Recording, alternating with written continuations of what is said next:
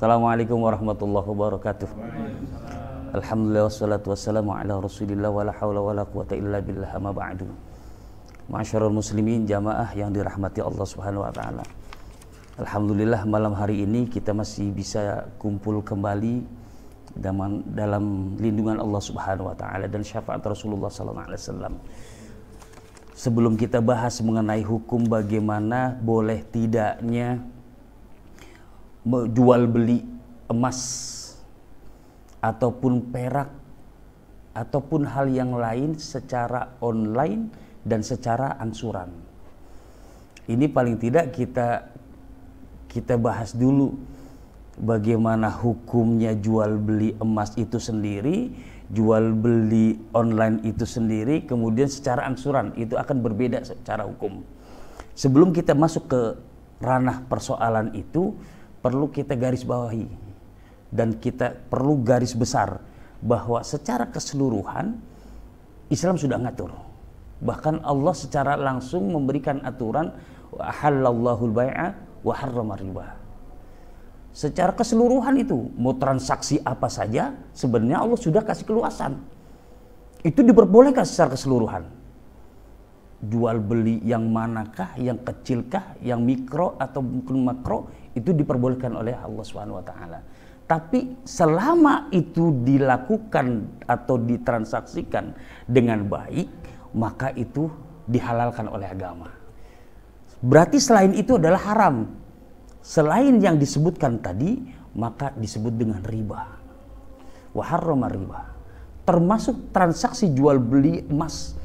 Itu pun kalau menurut sejarah awalnya itu masih riba berdasarkan hadis Rasulullah SAW.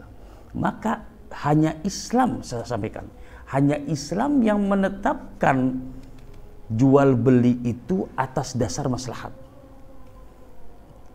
Saya tidak pernah menemukan ada sistem tertentu di agama luar Islam itu yang merumuskan rumusan-rumusan tertentu yang sangat baik, sangat adil. Sampai Rasulullah pernah atau tidak kita dengar bahwa Rasulullah pernah belajar ekonomi? Kan belum pernah. Tapi Rasulullah bisa ngatur bagaimana ekonomi yang baik. Makanya kata Rasulullah, innamal bai'u antaradin. Transaksi jual beli itu bisa terlaksana. Transaksi itu bisa dilakukan, bisa diperbolehkan, bisa berjalan dengan baik jika atas dasar tarodin, kerelaan, sama-sama suka, tapi bukan Salome. Sama-sama maslahat, sama-sama suka, dan sama-sama rela. Si pedagangnya untung, si pembeli untung. Si pembeli enak, merasa nyaman dengan yang dibeli, si penjual juga merasa untung dan enak apa yang dia jual. Makanya Rasulullah begitu melihat ada orang jual sesuatu ternyata tidak baik, maka itu sudah termasuk riba ataupun sudah diharamkan secara otomatis oleh Rasulullah.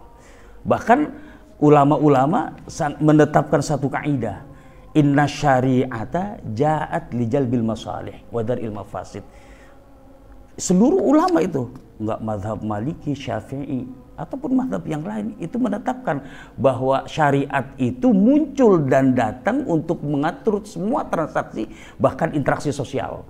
Dan Islam khususnya itu menetapkan aturan semacam itu li jalbil masalih, untuk menarik seluruh maslahat dan menghindari adanya mafsadah. Mafsadah itu bisa diartikan semua kerugian, baik itu kerugian tenaga, kerugian moral dan seterusnya. Maka kalau misalkan ada transaksi jual beli, kemudian si pembeli itu merasa dirugikan secara moral, itu bisa disebut dengan riba dan itu diharamkan oleh syariat. Gitu. Maka sebelum kita masuk ke dalam hukum boleh tidaknya jual beli emas, transaksi jual beli emas secara online ataupun mencicil, perlu kita tahu cicilan itu bahasa Arabnya apa, dalam penggunaan kalimat fikih itu berbeda. Maka ada istilah tunai itu yadan biadin, dari tangan ke tangan, musyahadah secara langsung, ya. si Bapak A ini terlihat mau beli apa yang kita jual, maka itu musyahadah secara langsung kan. Kalau secara langsung itu sudah termasuk syariat, sudah sesuai dengan syariat. Lah berbeda lagi kalau misalkan begitu orang beli cuma nelpon, bagaimana hukumnya? Pak, saya mau pesan ini. Itu musyahadah atau ghair musyahadah? Iya kan? Inilah pergolakan namanya modernisasi, globalisasi, semakin modern, orang semakin tidak terlihat tapi ada. Jangan sampai orang jual beli seperti kucing dalam karung. Ini kucing apa kambing? Wah, kayaknya kambing, begitu dibuka kucing. Nah, gitu. Jadi perlu kita ada tahu terminologi masing-masing. Makanya dalam hal jual beli itu muncul ada istilah-istilah tertentu, terminologi tertentu berkaitan dengan jual beli ataupun transaksi apapun. Nah, sekarang misal kita masuk bagaimana hukumnya jual beli dalam Islam. Jual beli dalam Islam pertama kali muncul itu Allah dan Rasulnya mengharamkan yang namanya jual beli emas.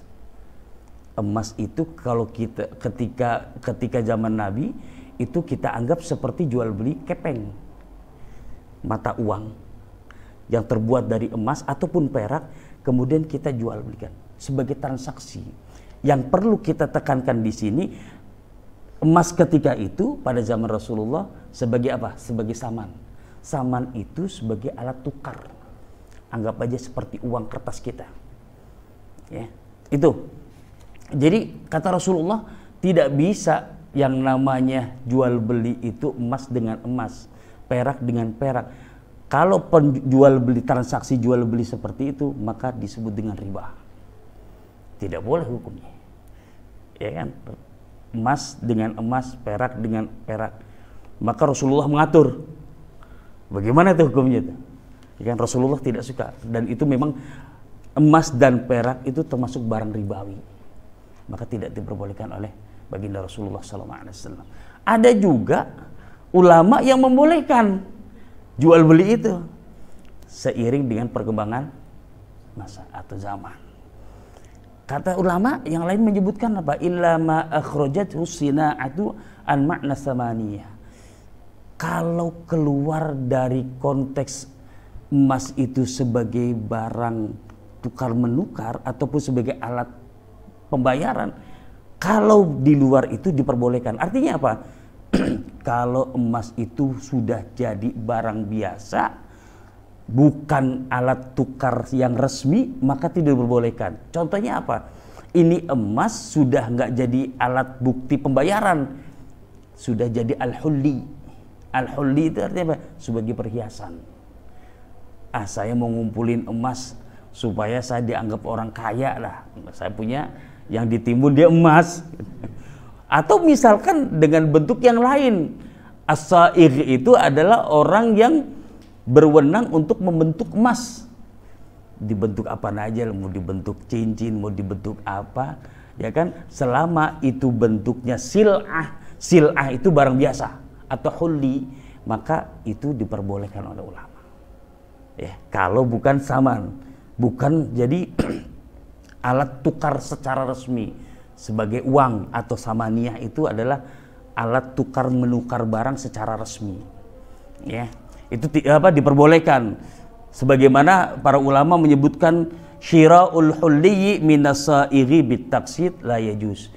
Ada lagi ulama yang menyebutkan jual beli transaksi emas ataupun perak ataupun misalkan berlian, kan lebih tinggi lagi ya kalau konteksnya kita, itu yang sudah terbentuk, sudah dicetak oleh seseorang ataupun mungkin organisasi tertentu, pabrik tertentu, mencetak uang, mencetak emas, kemudian mencetak berlian, tapi dibeli dengan cara taksid. Taksid itu mencicil, dibayar tempo. Maka kata beliau ini, ulama ini termasuk Wahbah Zuhaili itu, la yajuzu, tidak memperkenankan, tidak diperbolehkan itu nama jual beli begitu. Sebab apa? Li adamik timali qabdis saman, Karena tidak adanya bentuk penyerahan. Pak, saya jual ini emas, ini berlian dengan harga sekian. Kemudian si pembeli, oke, saya setuju, tapi saya nyicil. Itu emasnya ada di mana? Bentuknya seperti apa? Maka kata Profesor Dr. Wahbah Zuhaili, itu tidak boleh dan hukumnya haram. Tidak ada bentuk yang dipersaksikan oleh pembeli. Itulah yang disebut dengan ghairu musyahadah, enggak secara langsung.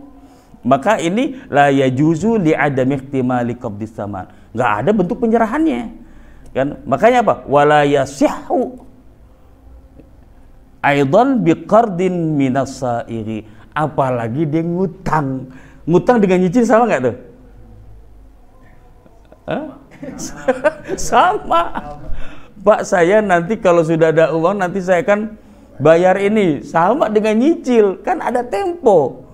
Nah, sekarang muncul lagi tempo itu kemudian dengan ketentuan-ketentuan tertentu. Silahkan Anda sebagai seorang pembeli membayarnya sekian dalam tempo waktu tertentu sesuai dengan kesepakatan. Bagaimana hukumnya?